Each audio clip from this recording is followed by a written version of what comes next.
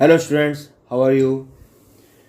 In the previous slide, we have discussed about the geopolitical concept and establishment of racial states. Now, in this slide, we will discuss about the racial utopia. Here, the racial utopia means that it refers to a racial purity or being of a pure race. ठीक है ना? तो यहाँ पर जब हमने बात किया प्योर रेस का, तो उसमें हमने पहले भी जिक्र किया कि कैसे हिटलर प्योर रेस को बढ़ावा देता था और जितनी भी रेसेस थी उनको अनडिज़ायरेबल कहता था। तो उसी के बारे में मैंने यहाँ पर लिखा है that German continued their pursuit of establishing a highly desirable race in Poland in the following manner. Number 1 point, that occupied Poland was divided and much of the northwestern Poland was annexed to Germany. जो उसका north western part जो है Poland का वो Germany में मिला लिया गया. Number 2, in the annexed part the Poles were forced to leave their properties behind for the ethnic Germans. अगली बार जब हमने एक चीज़ देखी या पहले हमने जो सुन रखा था, तो अगले जो पार्ट जो था उसमें जो अनेक्स किया गया था उसमें ये कहा गया या ये कह सकते हो आप, ये ऐसा माना गया कि पोल्स को फोर्स किया गया कि वो अपनी प्रॉपर्टीज जितनी भी हैं वो छोड़ दे जर्मन्स के लिए. Third point, Polands were herded like cattles in the other part called central government. ठीक है ना. The destination of all undesirable to of the empire. जितने भी पोल्स थे उनको भेड़ बकरियों की तरह हाँका गया, हर्डेड लाइक कैटल्स. ठीक है ना. नेक्स्ट पॉइंट है बेटा, मैंने members of the polish intelligentsia were murdered. जितने भी पॉलिश इंटेलिजेंसिया के लोग थे उनको मार दिया गया. लास्ट पॉइंट बेटा मैंने यहाँ पर लिखा है that Polish children resembling Aryans were forcibly taken from their mothers and examined by race expert. मैंने आपको पहले भी ये कहा था और अभी भी फिर बता रहा हूँ, जो भी बच्चे जर्मन आर्यंस की तरह देखने में लगते थे उनको वो उनसे छीन लिया करते थे और उनको रेस एक्सपर्ट के पास भेज दिया करते थे. If they pass the race test they were raised by the German families. जब वो बच्चे रेस टेस्ट पास कर लेते थे तो उनको जर्मन फैमिलीज में भेज दिया जाता था और अगर रेस टेस्ट पास नहीं कर पाए तो उनको ऑर्फनेजेस में भेज दिया जाता था. If not they were sent to the orphanages where most of them passed. Next जो बेटा इसमें पॉइंट है वो है हमारा the youth in Nazi Germany. Next जो हमारा टॉपिक आएगा वो आएगा the youth in Nazi Germany. मैंने आपको पहले भी बताया और आपने पढ़ा भी होगा कि जो जितने भी यूथ थे उनको बढ़ावा दिया जाता था कि वो स्ट्रांग हो, आयरन हार्टेड हो. और उस समय मोस्टली जितने भी स्कूल्स थे उसमें बच्चों को स्पोर्ट्स पर ज़्यादा ध्यान दिया जाता था और स्पोर्ट्स में भी सबसे पहले बॉक्सिंग आती थी. ठीक है ना. तो यहाँ पर मैंने लिखा है that Hitler was fantastically interested in the youth of the country.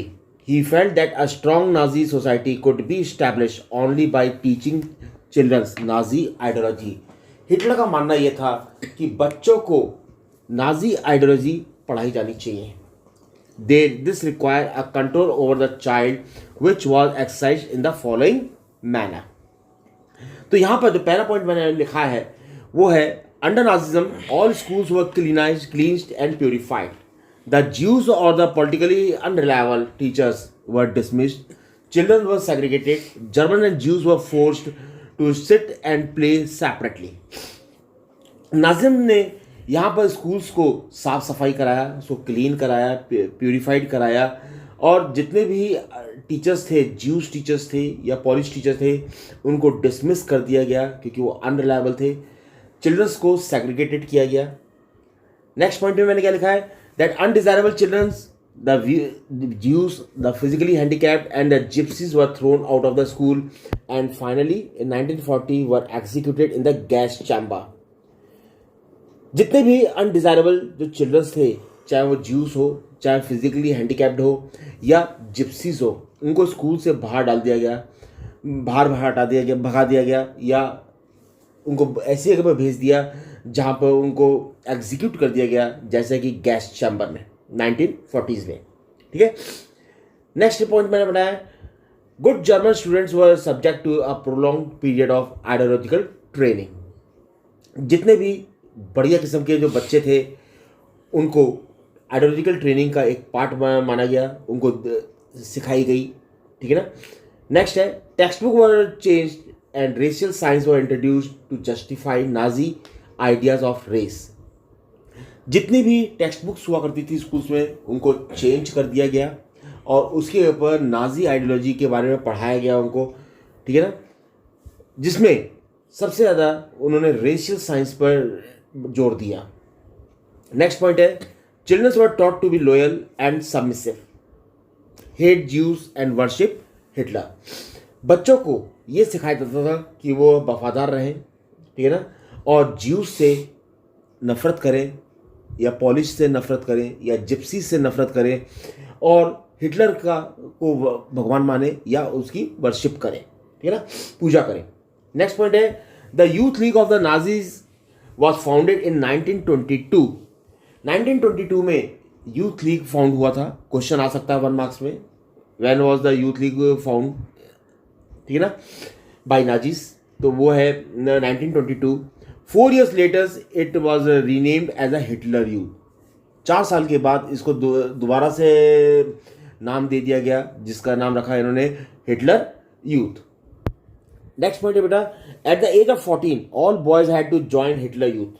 14 साल की अगर जब बच्चा हो जाता है तो उनको हिटलर यूथ पार्टी में ज्वाइन करना पड़ता है, where they learn to glorify war, condemn democracy and hate Jews and the other undesirable races. जहाँ पर वो लड़ाई के बारे में सीखते हैं, ठीक है ना, ज्यूज से नफरत करना सीखते हैं और जितने भी अनडिजायरेबल रेसेस हैं उनसे भी नफरत करना सीखते हैं।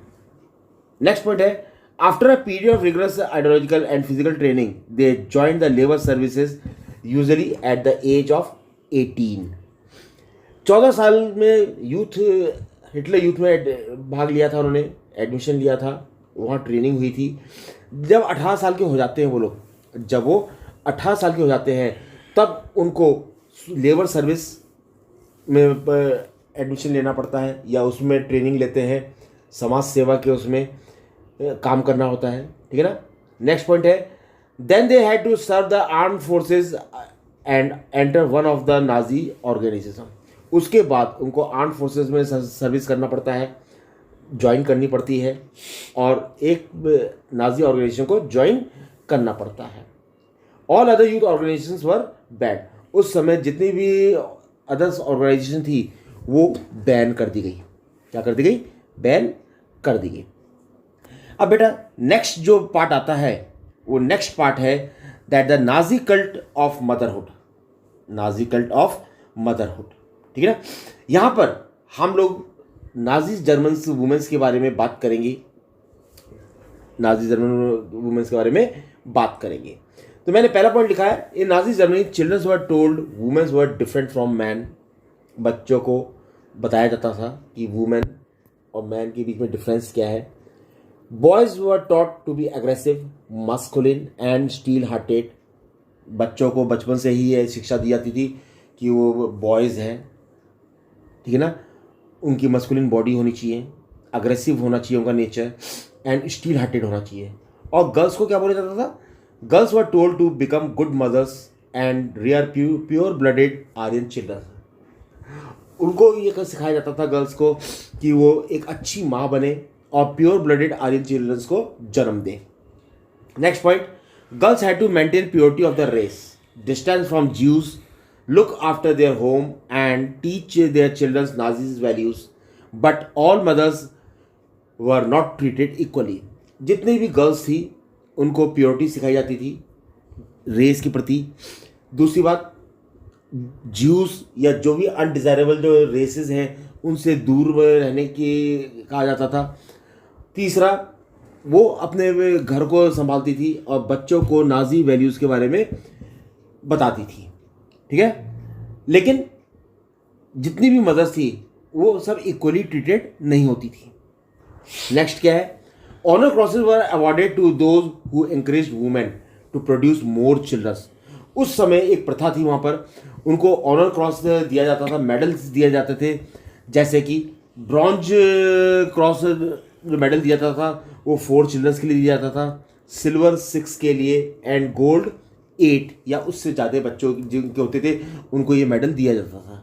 अब इन मेडल का फ़ायदा क्या होता था? इन मेडल्स के बदले में उनको कंसेशन मिलता था, हर जगह पर कंसेशन मिलता था, रेलवे में या बसेस में या सिनेमा हॉल में या हॉस्पिटल्स में, उनको इनसे थोड़ा सा कंसेशन मिल जाया करता था, ये उसका फ़ायदा होता था। नेक्स्ट पॉइंट क्या लिखा है?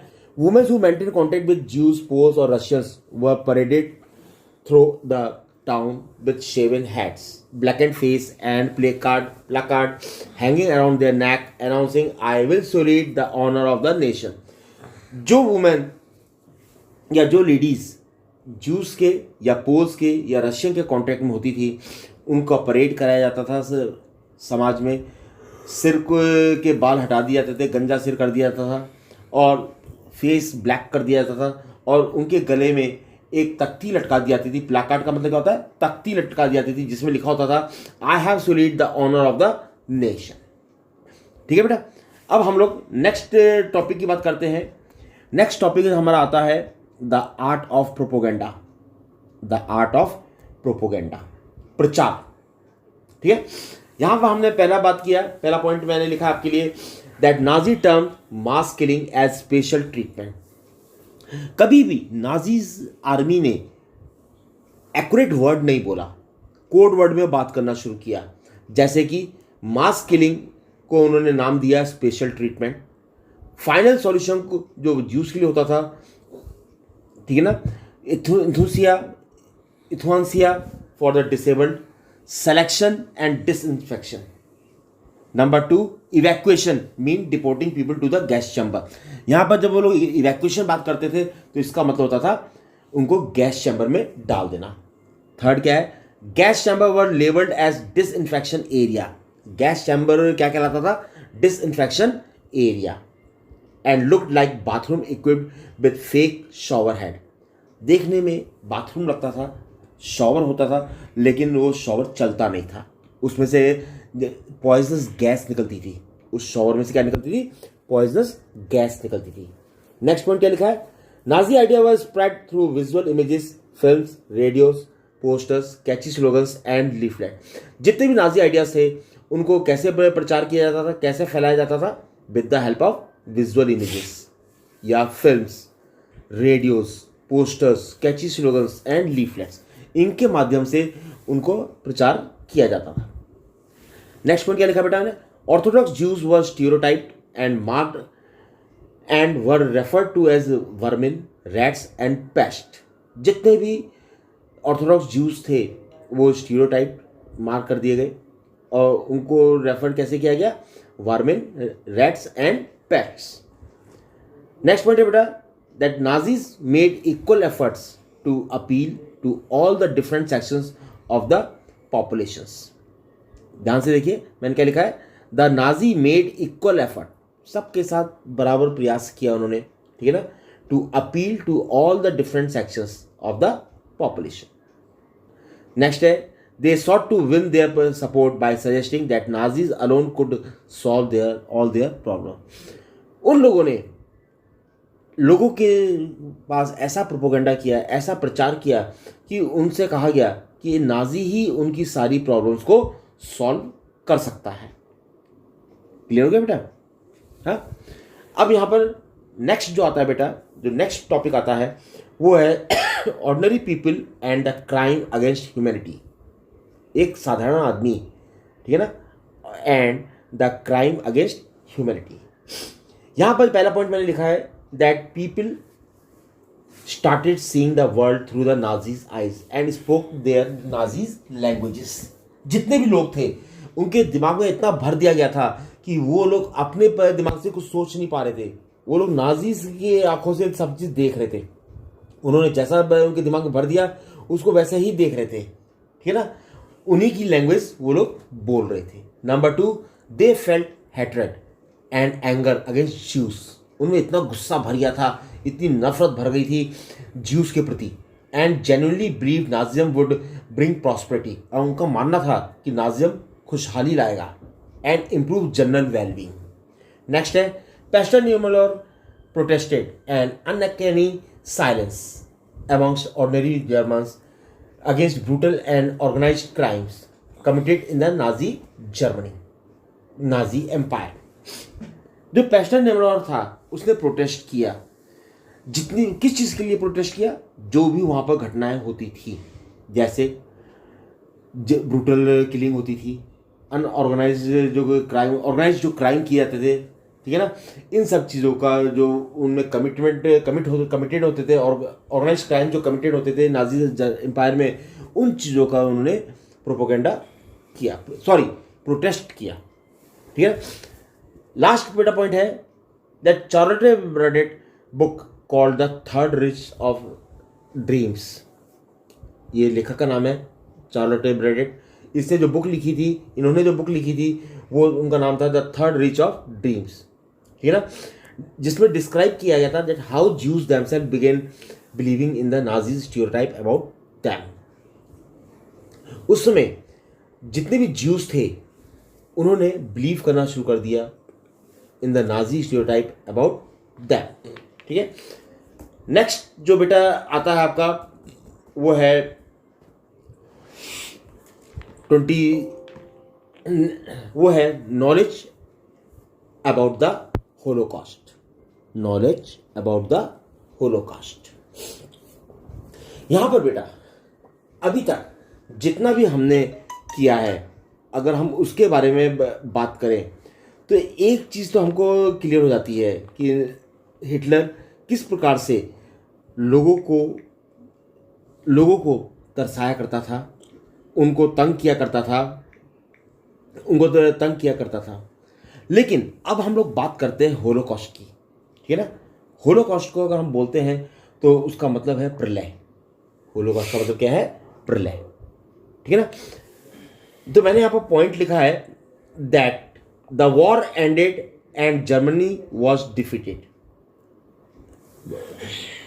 लड़ाई खत्म हो गई, सेकेंड वर्ल्ड वॉर खत्म हो गया और जर्मनी उसमें डिफीट हो गया था।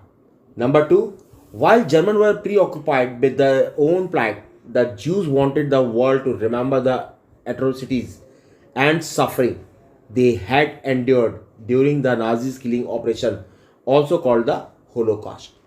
जिस समय ये सेकेंड वर्ल्ड वॉर खत्म हुआ था, उस समय जितने भी ज्यूज थे या पॉलिश थे या जिप्सीज थे, वो जितने भी लोग थे, वो ये चाहते थे कि पूरा संसार, पूरा वर्ल्ड को पता चले कि नाजी के समय में उन्होंने क्या क्या सहा है, ठीक है ना, या प्रलय आई उनके ऊपर। नेक्स्ट पॉइंट क्या लिखा है? When they lost the war, the Nazi leadership distributed petrol to its functionary to destroy all incriminating evidences available in the offices। जिस समय वॉर खत्म हुआ उस समय नाजीज आर्मी को पता चल चुका था कि वो हार चुके हैं। उन लोगों ने क्या किया, जितने भी डॉक्यूमेंट्स थे, जितने भी लीगल प्रूफ्स थे, उन पर पेट्रोल डाल करके उनको जलाना शुरू कर दिया, ताकि किसी को उनके बारे में पता ना चल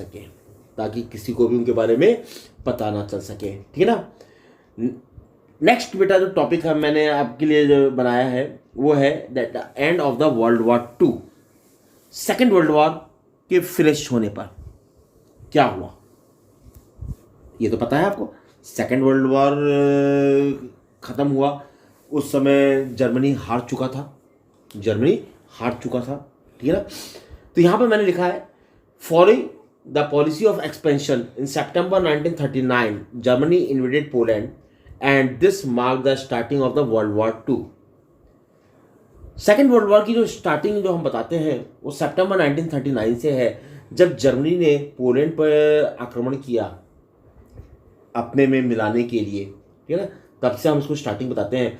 the following points are important regarding this war. Number 1, after the invasion of Poland a war was also started with France and England. जिस समय इन्होंने पोलैंड पर आक्रमण किया तो वॉर शुरू हो चुकी थी फ्रांस एंड इंग्लैंड के साथ। इन सितंबर 1940 अ ट्रिपार्टाइट pact was signed between Germany, Italy and Japan, strengthening Hitler's claim to the international power। एक तीन गुटों के बीच में एक संधि हुई थी जिसको हमने ट्रिपार्टाइट पैक्ट कहा है। वो कौन कौन सी कंट्री थी? Germany, Italy and Japan. Hitler की ताकत को बढ़ाने के लिए इंटरनेशनल पावर, ठीक है ना। Number 3, puppet regimes supportive of Nazi Germany were installed in a large part of Europe। By the end of 1940, Hitler was at the pinnacle of his power। ऊंचे स्थान पर था। Pinnacle of the his power का मतलब ऊंचे स्थान पर था। यहां पर बेटा एक चीज अगर आप ध्यान से देखें वो ये है कि पिनाकल जो मैंने यहां पर वर्ड लिखा है उसके लिए मैंने आपको वर्ड यूज किया था ऊंचे स्थान। तो ऊंचे स्थान के ऊपर हम एक नया वर्ड और यूज कर लेते हैं, शिखर पर, बुलंदी पर कह सकते हैं हम लोग, शिखर पर या बुलंदी पर, ठीक है। नेक्स्ट पॉइंट है बेटा, to further expand territories Hitler attack the Soviet Union in June 1941। ठीक है, यहां पर गलती से ह्यून लिख दिया है, वो जून 1941 है। To further expand territories Hitler attack the Soviet Union in June 1941। ठीक है, नेक्स्ट पॉइंट है, this was a historic blunder as Hitler expose the German western front to British aerial bombing and the eastern front to the powerful Soviet armies. तो यहां पर क्या लिखा मैंने? This was a historic blunder, सबसे blunder mistake थी ये इतिहास की। As Hitler expose the German western front to British aerial bombing and the eastern front to the powerful Soviet armies. Next point है बेटा, the US entered the war when Japan extended its support to Hitler and bombed the US based at Pearl Harbor. US ने भी जो अब तक भार था वो भी इसमें कूद गया जब जापान ने अपने आपको एक्सटेंड करने की कोशिश की, ठीक है ना, और यूएस बेस पर्ल हार्बर पर उसने बॉम्ब बरसाए। नेक्स्ट पॉइंट है, Hitler accepted defeat in May 1945। Hitler accepted defeat in May 1945। Hitler ने हार मान ली मई 1945 में, and the war ended in September. और वॉर कब खत्म हुई? सितंबर में। लेकिन वॉर खत्म होने से पहले यूएस ने एटम बम गिराए हिरोशिमा एंड नागासाकी पर, हिरोशिमा एंड नागासाकी पर, ठीक है।